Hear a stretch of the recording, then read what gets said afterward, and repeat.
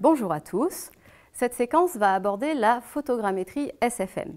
Les objectifs de cette séquence sont de comprendre les différentes étapes d'un traitement de stéréophotogrammétrie SFM et de découvrir quelles sont les spécificités de la photogrammétrie SFM par rapport à la stéréophotogrammétrie classique. L'acronyme SFM signifie Structure from Motion, c'est-à-dire structure à partir d'un mouvement, dans notre cas le mouvement de la caméra.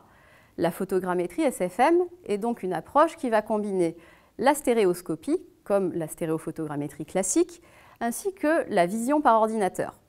La technique mêle d'ailleurs des termes qui vont être issus des deux jargons. Moins contraignante que la stéréophotogrammétrie classique, cette méthode peut toutefois se révéler capricieuse en termes de précision si elle est mal maîtrisée. L'une des étapes primordiales de la stéréophotogrammétrie SFM va être la détection de points homologues. Un point homologue, appelé également tie point en anglais, est un pixel qui va être reconnaissable automatiquement et sans ambiguïté entre les différentes images. Or, comme la caméra est en mouvement, ces points doivent être suffisamment caractéristiques pour rester reconnaissables malgré le changement de point de prise de vue des images. L'un des algorithmes utilisés pour détecter des points homologues, fréquemment utilisé en photogrammétrie SFM, est le détecteur SIFT pour Scale Invariant Feature Transform. Cet algorithme va être basé sur une analyse locale caractérisant le comportement de l'image au voisinage d'un point d'intérêt, et ce en étudiant la forme de l'histogramme d'orientation des gradients. Pour la photogrammétrie, ce détecteur présente l'avantage d'être à la fois robuste au changement d'orientation, au changement d'échelle et au changement d'illumination entre les images. Par exemple, sur les 4 figures que vous voyez à l'écran, qui sont toutes les 4 issues d'un même vol drone, la zone encadrée en rouge représente la même zone. Les pixels qui la composent devront donc être détectés comme points homologues par le détecteur SIFT. À partir de ces points homologues, on peut établir des correspondances entre les images et donc positionner les images les unes par rapport aux autres. Cet alignement des images implique d'une part d'estimer les positions et orientations des caméras, c'est ce que l'on va appeler les paramètres externes des caméras, et d'autre part va permettre une mesure du parallaxe entre les points homologues. L'estimation des paramètres externes des caméras, qui est une étape qu'on va appeler aérotriangulation, consiste à déterminer par compensation les coordonnées des sommets des faisceaux issus des points homologues, ainsi que leur orientation dans l'espace.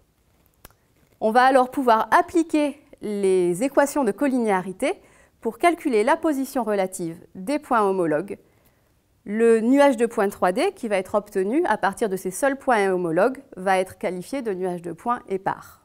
Pour affiner le calcul, il faut améliorer notre estimation des paramètres de caméra et notamment cette fois-ci des paramètres internes, c'est-à-dire la distance focale de la caméra ou la position de l'axe optique.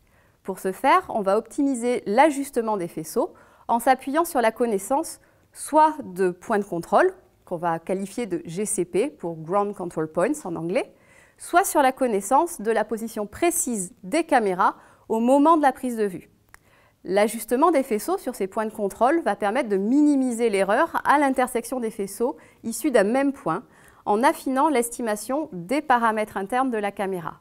Le fait qu'en photogrammétrie SFM, les paramètres internes ne soient pas estimés en amont, mais lors du traitement est qualifié d'autocalibration, ce qui va nous permettre d'éviter une étape avant l'acquisition. Connaissant parfaitement les paramètres internes et externes des caméras, la position de chaque pixel va pouvoir alors être recalculée et on va pouvoir générer un nuage de points dense, cette fois-ci, qui va être généré grâce à des algorithmes de densification MVS, MVS étant l'acronyme de Multiview Stereo.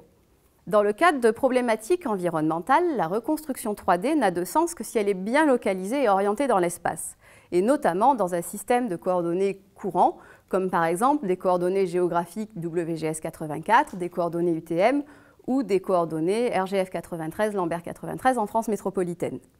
On parle pour cette étape de géoréférencement. Ce géoréférencement peut être réalisé selon deux approches. Soit un géoréférencement direct qui va être basé sur une connaissance a priori de la position précise de nos caméras.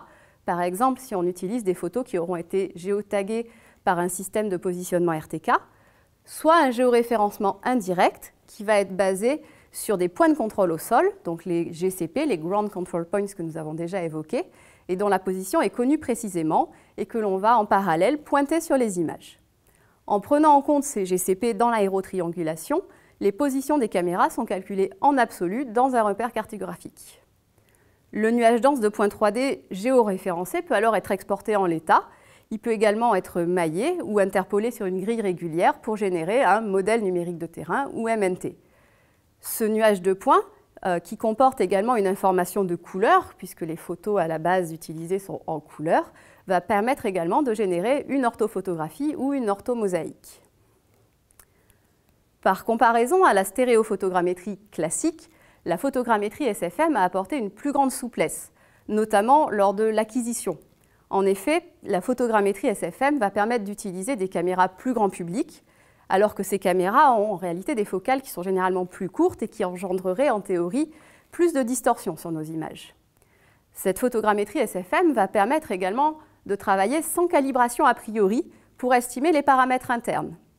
De plus, grâce à l'efficacité des détecteurs SIFT pour détecter les points homologues, la photogrammétrie SFM ne requiert pas un plan de vol régulier et elle va donc être compatible avec des trajectoires non rectilignes ou des changements d'altitude lors des prises de vue. Cette souplesse quant aux paramètres d'acquisition est parfaitement en phase avec les potentialités offertes par les plateformes drones. En revanche, la photogrammétrie SFM, qui exploite une redondance de l'information, nécessite un grand nombre d'images et un pourcentage de recouvrement beaucoup plus important que la stéréophotogrammétrie classique entre les images. On préconise généralement un recouvrement de 80% entre nos images. Les logiciels de traitement photogrammétrique, tels que, par exemple, pour citer les plus connus, Agisoft, Photoscan ou Metashape, Pix4D, Micmac, qui est une solution freeware open source proposée par l'IGN, ou Visual SFM et Colmap, sont utilisables aussi bien pour la photogrammétrie SFM par drone, mais également la photogrammétrie aéroportée ou la photogrammétrie terrestre. Voilà, je vous remercie de votre attention.